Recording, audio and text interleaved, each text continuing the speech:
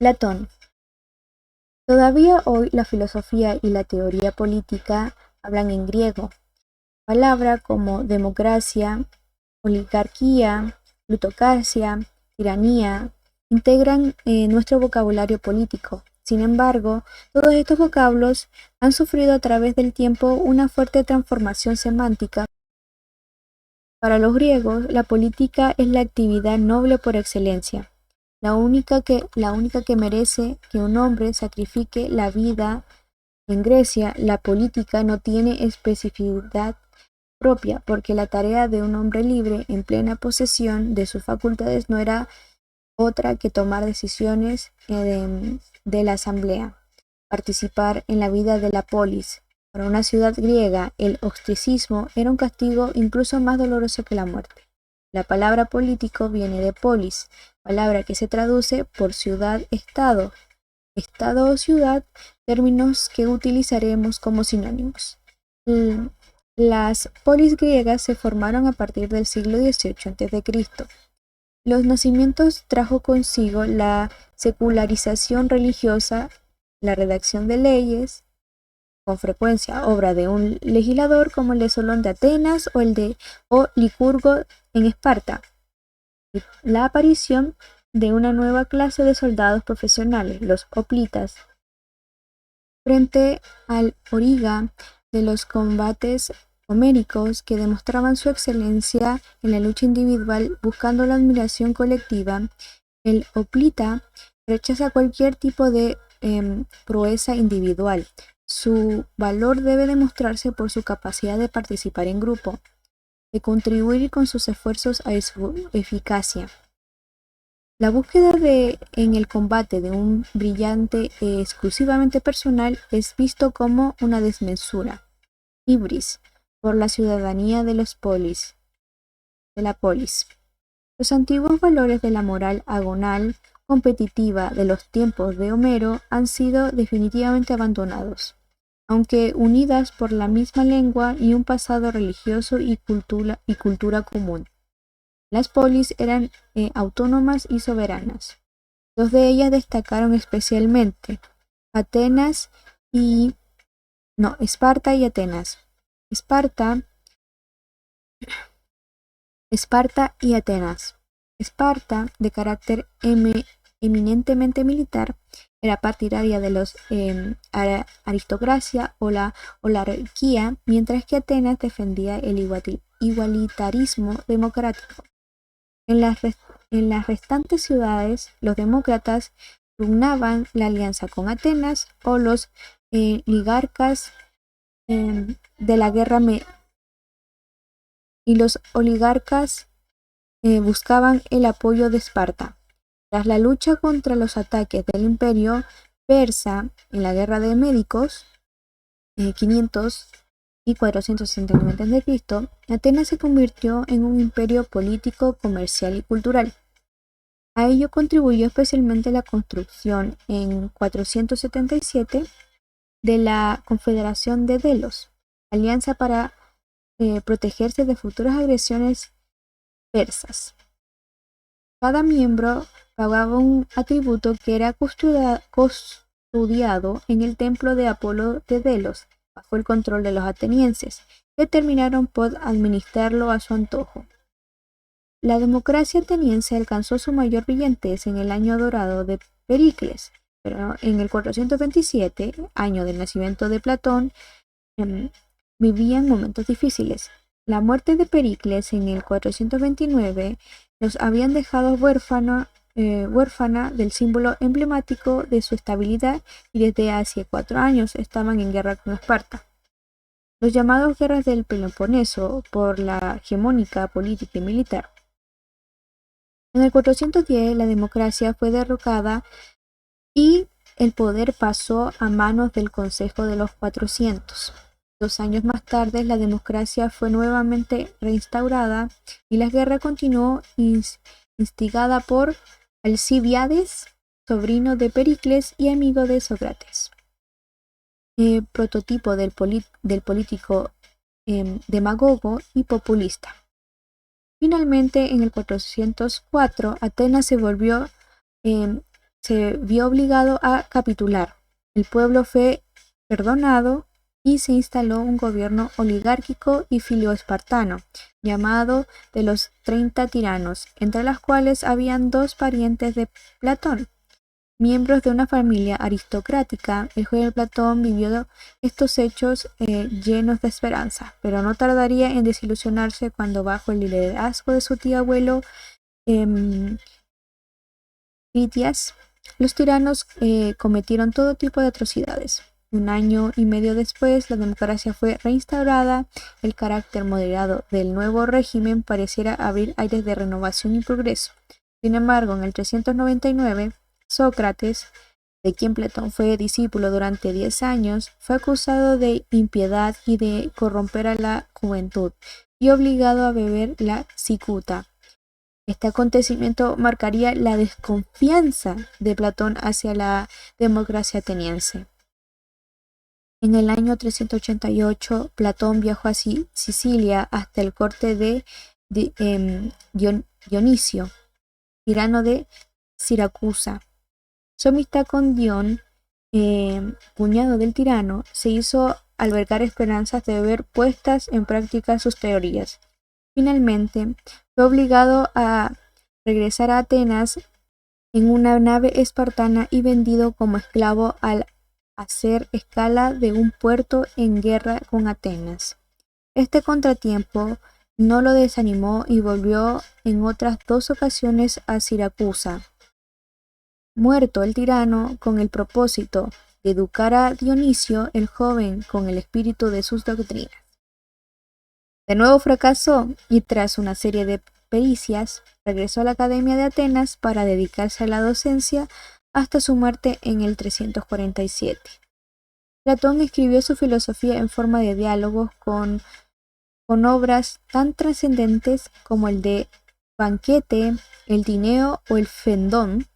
Su filosofía política se expresa especialmente en Gorgias, en Protágoras, la República, el político y las leyes. Sócrates y la sofística. El régimen democrático que reinaba en Atenas en tiempos de Platón permitía a los ciudadanos intervenir en la vida pública, muchos de ellos deseosos de incidir en las decisiones de la asamblea. Intentan dominar la oratoria, pues pronto resulta evidente que la retórica es un arma política de primera orden. Lógicamente, ello comporta la expansión de la sofística. La palabra sofista no tiene en principio ninguna matriz peyorativa. En general se trata de profesores de oratoria o retórica que hacían demostraciones de elocuencia y daban clases a cambio de una remuneración económica. Normalmente eran extranjeros llegados a Atenas como emisarios de otras ciudades en misiones públicas oficiales.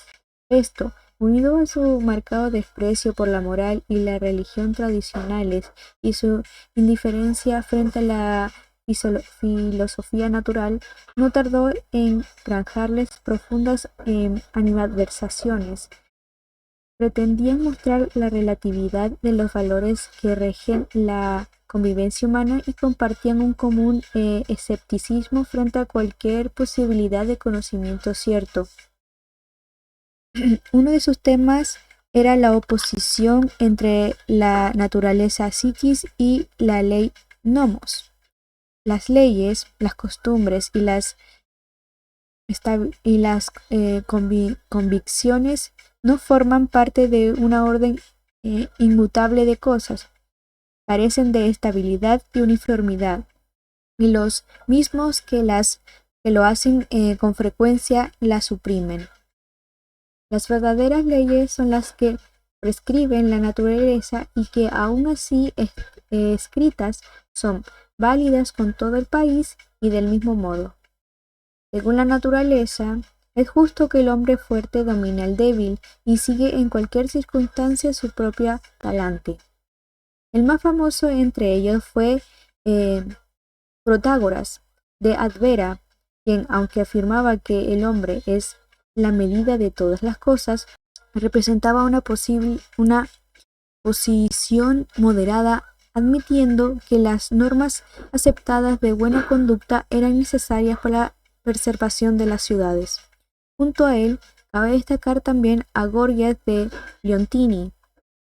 Afirmaba que la palabra es un poderoso soberano, pero también afirmaba rotundamente que el lenguaje no expresa la realidad y que por lo tanto siempre es posible argumentar simultáneamente en favor y en contra de un mismo asunto. Frente al relativismo de la sofística se rige la figura de Sócrates, que frente a la vida por respecto hacia las leyes de su ciudad, es bien conocida su profesión de ignorancia a pesar de haber sido proclamado por el oráculo de Delfos como el hombre más sabio de Atenas. Sin embargo, su principal aportación surge como afirma que la virtud es conocimiento y a la inversa, que nadie obra mal a sabiendas. El postulado implícito aquí es que el alma humana posee la facultad de discernir lo que es verdad, es bueno, y por lo tanto, si consigue eliminar lo que le separa de este conocimiento, no podrá por menos de actuar en consecuencia. Platón compartía con Sócrates tanto la fe en la posibilidad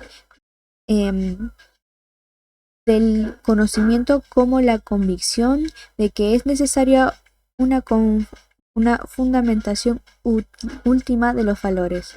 Para ello, Platón desdobla la realidad en dos ámbitos radicalmente distintos: el mundo sensible, la realidad física, cambiante y perceptible por los sentidos, y el inteligible, que la realidad inmutable que se capta por la razón, es decir, el mundo de las ideas. Esta búsqueda de una sólida fundamentación para la ética alcanza su más refinada expresión en la República.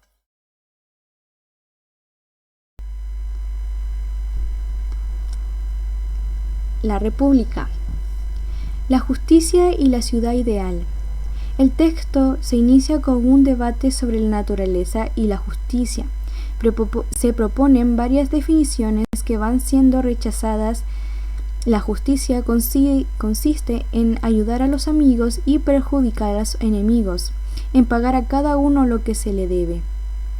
De pronto, Trasimaco, el sofista de Carcedonia, interrumpe el diálogo y espete que la justicia no es otra cosa que el interés del más fuerte, aquello que redunda en beneficio de quien detenta el poder, y añade que el hombre injusto tiene una vida mejor. Sócrates refuta sus argumentos y termina diciendo que es mejor padecer injusticia que cometerla. Trasímaco abandona el diálogo, pero Glaucón le pide a Sócrates que ahonde en el tema, presentándole 3 argumentos. 1. El origen de la justicia tiene un carácter meramente contractual. Entre las convenientes del estado de naturaleza realizar y sufrir injusticia, los hombres resolvieron que sería mejor establecer acuerdos mutuos y promulgaron leyes y convenciones, dando en llamar justicia y legítimo al mandato de esta. 2. La justicia no es buscada como un bien en sí mismo. La fábula del Lidio Giges muestra como si poseyésemos un anillo que nos hiciera invisible, todos cometeríamos injusticias. La perfecta injusticia consiste en parecer justicia sin serlo, y tal práctica es aceptada con lo más aprovechada, pues la idea es combinar el egoísmo con la reputación de justo. Sócrates dice que, para continuar, es necesario definir previamente en qué consiste la justicia y la injusticia, y sugiere proceder de modo similar a aquel que, debido leer un texto escrito características pequeñas, advierte que está escrito en otro lugar en letras más grandes. Por lo tanto, propone averiguar dónde reside la justicia en el Estado para descubrirla después en el individuo. A partir de aquí, Platón inicia su construcción de la ciudad ideal. La ciudad nace porque ningún hombre es capaz de satisfacer por sí mismo sus necesidades, y la división del trabajo hace aumentar la eficacia. Una ciudad sencilla, sin lujos ni sin licie, mantendría su coherencia por la propia necesidad que cada uno de sus miembros tiene de los demás. Pero, si queremos establecer una ciudad con todo tipo de comodidades, surgirán, sin duda, envidias y recelos que tendrán a fragmentarla. Platón propone la división de la ciudad en 3 clases. La primera será la de los guardianes o gobernantes, cuya función es el ejército del poder, y su característica más sobresaliente la capacidad intelectual. Deben ser de mayor edad que los demás y velar siempre por el interés de la ciudad, como si fueran los suyos propios.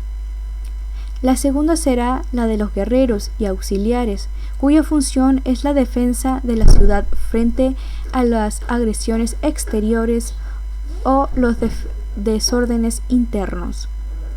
Su rasgo definitorio es el valor. Actuará siempre bajo la dirección de los gobernantes.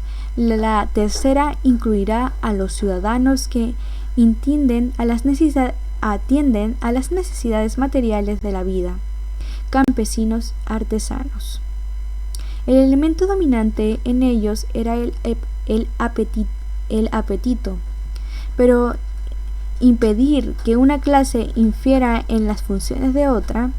Sócrates propone inducir a los ciudadanos de que crean una mentira piadosa, según la cual, aunque todos son hermanos, el Dios que los mandó utilizó diferentes mentales, pues oro en aquellos que son capaces de gobernar, plata en los auxiliares, y hierro y bronce en los labradores y demás artesanos. Entre estas 3 clases de la ciudad platónica no son exactamente castas. Platón, como todo el mundo, cree en la herencia y por lo tanto piensa que normalmente los hijos de los guardianes serán dignos de sucederles. Pero también sabe que con frecuencia hijos de padres precarios defraudan la esperanza puesto en ellos. Por lo tanto, la herencia crea tanto una presención favorable, y de hecho los guardianes no tardarían en descubrir, tal es su misión, sujetos superiores entre los hijos de la raza de bronce, a los que elevarán al rango de guardianes, y por lo tanto naturalezas de bronce entre los aurores descendientes.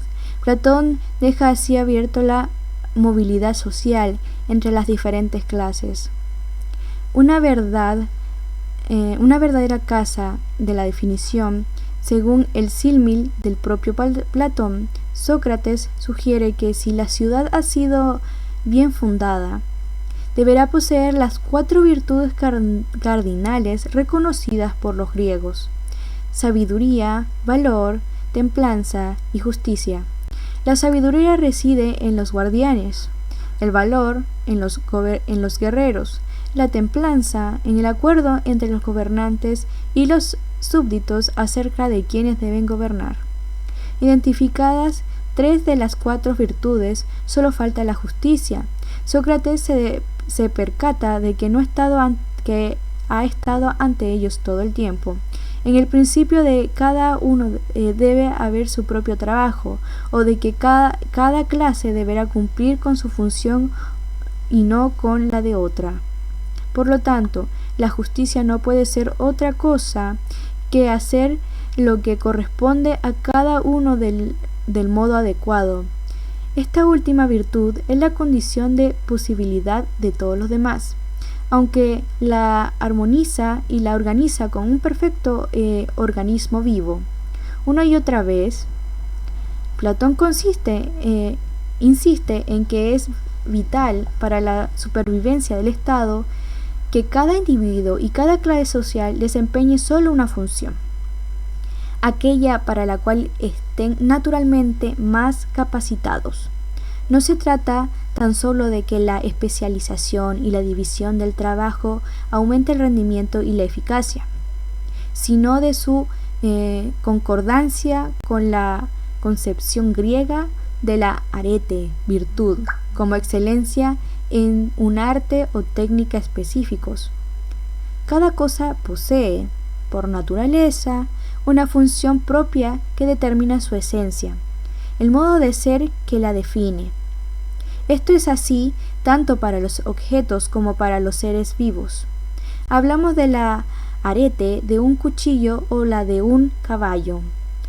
Desde este prisma, la especialización no se fundamenta únicamente en el pragmatismo, sino también en una filosofía finalista que considera que todas las cosas están naturalmente ordenadas a un fin.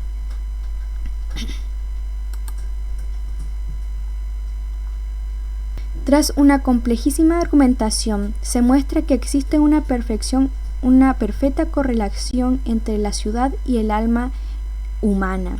La razón corresponde entre nosotros a la sabiduría que gobierna la ciudad, el valor. La parte apasionada e irascible del alma corresponde a la clase de los guerreros y finalmente el deseo y los apetitos corresponden a la tercera clase. La justicia en el alma considera, pues, en que la razón se equilibre con la parte irascible para doblegar los apetitos. La educación de los guardianes. Para que la ciudad sea justa, virtuosa, es preciso que desde la más tierna edad de los niños sean educados en la verdad y en la justicia. Platón condena la educación ateniense, que inculca a los niños los poemas de Hesíodo y Homero, quienes presentan a los dioses en actitudes poco edificantes. El proceso educativo debe desarrollarse en dos fases. La primera abarca a la infancia y la juventud y tiene por finalidad la educación de los auxiliares. La segunda se extiende hasta la madurez y se orienta a la educación de los guardianes. Las disciplinas de la primera fase del proceso educativo son dos: la gimnasia, que desarrolla el cuerpo, y la música, dirigida a moldear el alma y el carácter. La música, para los griegos, abarca todo lo que se refiere a las musas, es decir, a las ciencias y a las artes, poco más o menos lo que hoy llamamos cultura general. Respecto a la segunda fase, exclusiva para los futuros gobernantes, estos deberán, en primer lugar, dedicar 10 años al estudio de las matemáticas, para familiarizarse con el razonamiento abstracto y de la astronomía. Quienes superen ese nivel pasarán a estudiar la dialéctica o filosofía, cuyo fin es el conocimiento de las ideas y en particular la idea del bien. La dialéctica es fundamental porque facilita a los futuros gobernantes las herramientas precisas para descubrir y defender la idea del bien, que debe orientar su gobierno. Esta fase dura 15 años y quienes la superan, es decir, quienes alcanzan a contemplar la idea del bien, deben desempeñar el cargo de guardián, perfecto o filósofo rey. De hecho, no solo pueden, sino que deben. Seguramente les resultará enojoso ocuparse de eso, menesteres abandonados, los placeres, estos menesteres abandonando los placeres que les respecta la vida intelectual. Pero, como el prisionero liberado de la caverna de la liebre alegoria, será su obligación servir a la ciudad orientando a sus congéneres hacia el objeto de la vida buena. La comunidad de bienes, seguramente motivado por la corrupción política que le tocó vivir, Platón prescribe que los guardianes no poseerán ningún tipo de propiedad. Les está prohibido comercializar y acumular oro y plata, ni tan siquiera tocarlas. Puesto que no poseen bienes, vivirán de un salario anual aportado por la clase productora, suficiente para su sustento, pero insuficiente para procurarse lujos. Tampoco podrán tener familia, por lo que se establecerá una comunidad de mujeres e hijos, de modo que los padres no conocerán a sus hijos y viceversa. Con la desaparición de la propiedad privada y de la familia, los guardianes se verán libres de cualquier tendencia egoísta. En uno de los más célebres pasajes, Adimanto le pregunta a Sócrates si los guardianes podrán en estas circunstancias ser felices o si serán más bien como mercenarios. Este responde que no se debe mirar la felicidad de los guardianes, sino de la ciudad entera, subordinando así el interés privado al público.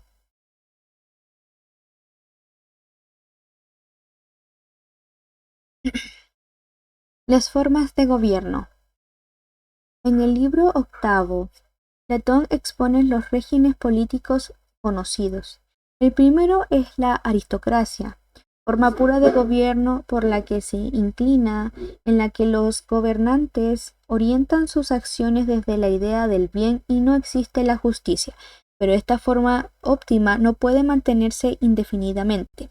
Llega un momento en que los llamados a ser guardianes descuidan su educación y se convierten en indignos de su cargo, más atentos a su propio interés al de la ciudad. En ese momento se desvanece el estado ideal y se instaura la democracia, forma en la que los guerreros detonan el poder, oprimen a los inferiores y se enriquecen. En este régimen, la máxima recompensa son los honores. Platón es consciente de que esta forma es injusta, pero al menos tienen el valor y el honor en su referencia, lo que los hace superior a otras formas. Los militares se enriquecen y el régimen degenera en oligarquía o gobierno de los ricos, quienes ejercen el poder sobre una mechedumbre empobrecida. El máximo valor es la riqueza. La injusticia generada lleva a los pobres a sublimarse y a acabar con los oligarcas. Entonces aparece la democracia. A justicia de Platón, este régimen es injusto porque el pueblo no está preparado para ejercer correctamente el poder, no ha recibido la educación adecuada para ello. La extrema libertad autoriza todo tipo de desmanes y el desprecio de las leyes degenera en la anarquía.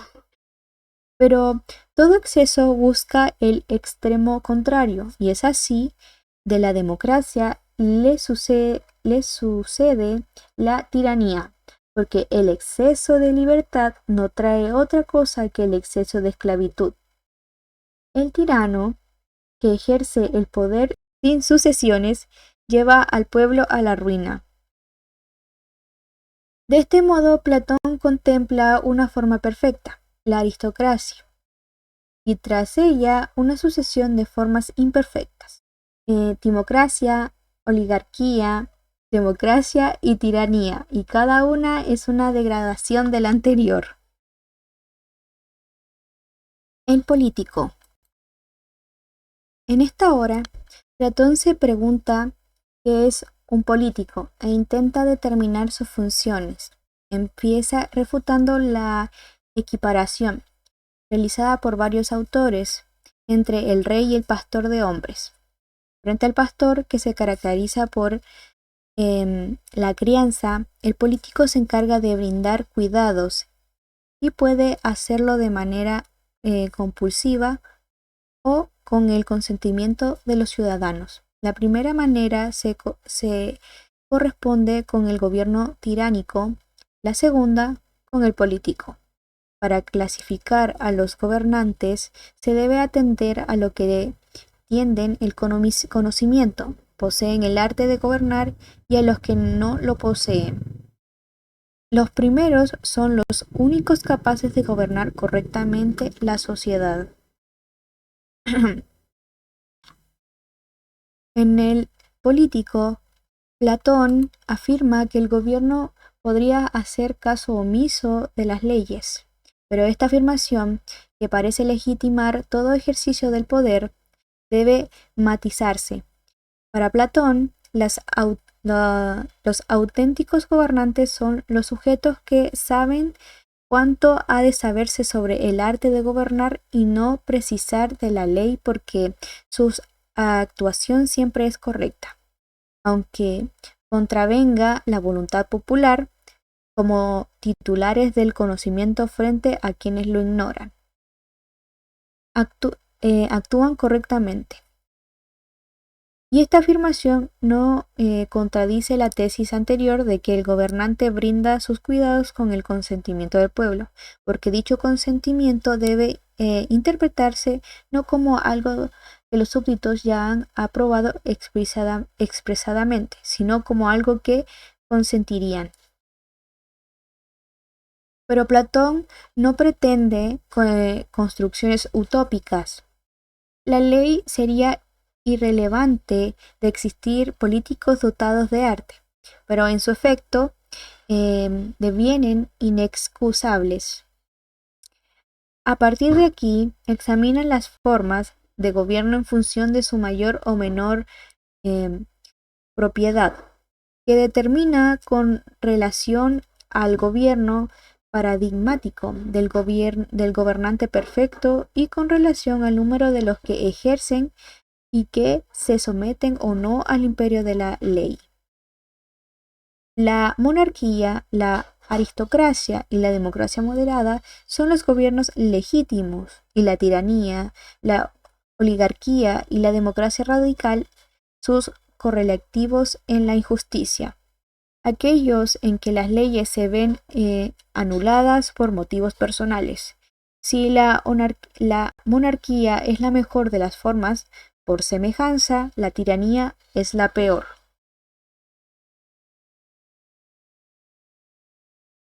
Las leyes. La forma de gobierno mixta. Las leyes es la obra de senectud de Platón. Es la más extensa y no se limita a cuestiones políticas. Platón ya no intenta formular un estado ideal, sino el mejor de los estados que pueda existir en la práctica.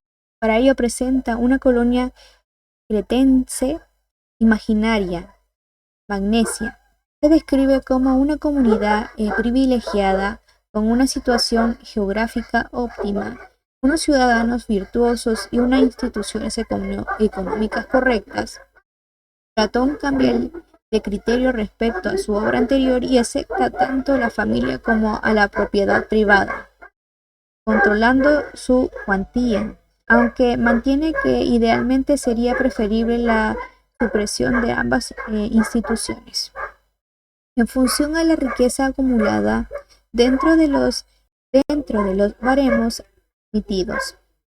Existen 4 clases sociales y la pertenencia a cada una de ellas posibilita una forma u otra de participación política. No obstante, todos los ciudadanos reciben la educación que en la República se reserva a los guardianes. En este estado, la ley es soberana y todos, gobernantes y gobernados, están sometidos a ella. En suma, la legislación se ha convertido en el mecanismo que garantiza la existencia de una comunidad libre, sabia y estimada por sí misma. Platón presenta en las leyes un sistema que combina las formas de la monarquía y la democracia, en la creencia de que así se lograría la máxima estabilidad. En Magnesia existe una asamblea integrada por todos los ciudadanos varones y un consejo de 370 componentes, elegidos por los miembros de las cuatro clases sociales. Además, existe un cuerpo integrado por 37 gobernantes, también elegidos, una especie de funcionarios jurídicos cuya misión es velar por el mantenimiento de la ley. Al final del texto, Platón contempla un consejo